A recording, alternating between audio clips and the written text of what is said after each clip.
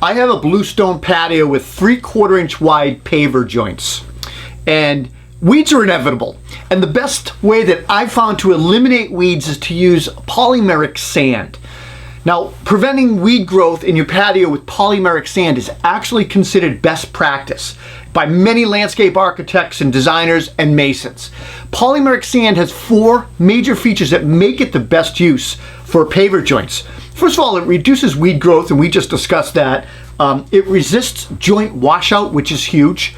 It resists insect penetration like those ant mounds that you see, and it helps lock the pavers in place.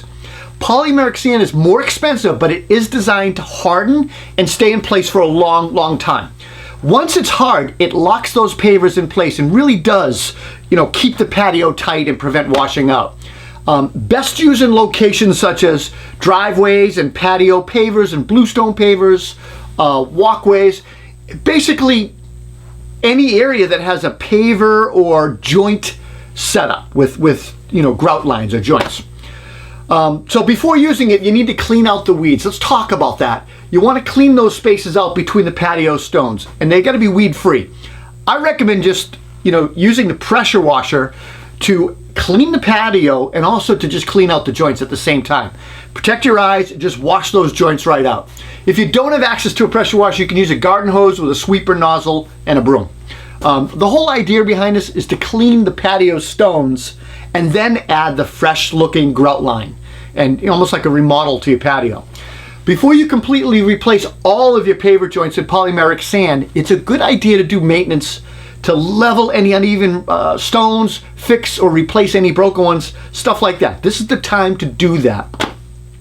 Let's talk about joint size. The recommended joint size to fill with polymeric sand between joints is between 1/4 inch and 1.5 inches wide and as deep as the paver. And the wider the joint, the longer it will take to harden. For applying the sand, you basically just pour it in between the pavers, sweep it in place, and sweep it, get it into those joints. I actually use an empty milk gallon or a quart where I cut the bottom off, I modify it, tip it upside down, and use it like a funnel to kind of apply the sand to the joint. Gives me more of a precise control applying that sand. You sweep it into the joint until the sand is within an eighth inch of the top of the paver.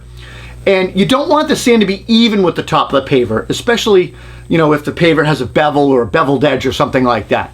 I use a broom, sometimes a leaf blower, gently blow off the excess from the pavers, wear eye protection again. And then once everything and all the dust has been removed, you're ready to spray water to clean the patio off, but more importantly, wet those joints. The polymeric sand wants to be watered. Watering is crucial for the joint. So you need to add enough water to saturate the sand, but not so much that you float out the polymers within the sand. The most effective way to water the sand is to adjust the nozzle to a light spray pattern, and then you just water the paver joints until no more water will soak in. Then you know when to stop. Once you wet the sand, the polymers inside that polymeric sand begin to set up, and then there's no more water penetration. It sets up like concrete. You want to make sure though that water does saturate. And the danger of not watering too deeply or deep enough is that the top will harden but the bottom will not. So I hope that helps you out. It is considered best practice. Hope you enjoyed the video. Don't forget to subscribe, comment, and please hit that post notification bell. We'll see you next time. Take care.